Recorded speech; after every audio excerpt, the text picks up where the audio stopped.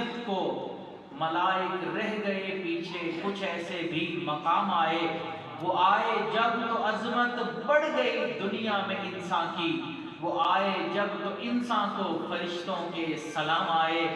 خدا شاہد ہے یہ ان کے فیض صحبت کا نتیجہ تھا، خدا شاہد ہے یہ ان کے فیض صحبت کا نتیجہ تھا، شہنشاہ گر پڑے قدموں میں جب ان کے غلام آئے۔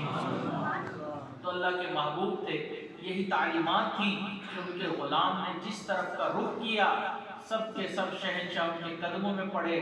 آج ہم شہنشاہوں کے قدموں میں کیوں ہیں؟ کیونکہ ہم نے ان تعلیمات کو چھوڑ دیا۔ اگر ان تعلیمات کو، اللہ کے محبوب کی تعلیمات کو جو سیرت سے ہمیں ملتی ہیں، ہم دوبارہ اپنا لیں، یہ شہنشاہ دوبارہ ہمارے قدموں میں آ جائیں گے۔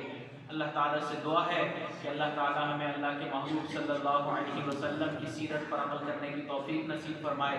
جب ہمارا آخری وقت آئے اور پسند آپ کو نظر آئیں گے، پھر اللہ کے محبوب کی صحبت میں آپ کو فاتح ایران خالد بن ولید نظر آئیں گے، فاتح شام ابو عبیدہ بن جراح نظر آئیں گے، فاتح ایران سعد بن ابی وقاص نظر آئیں گے، فاتح مصر عمر بن عاص نظر آئیں گے۔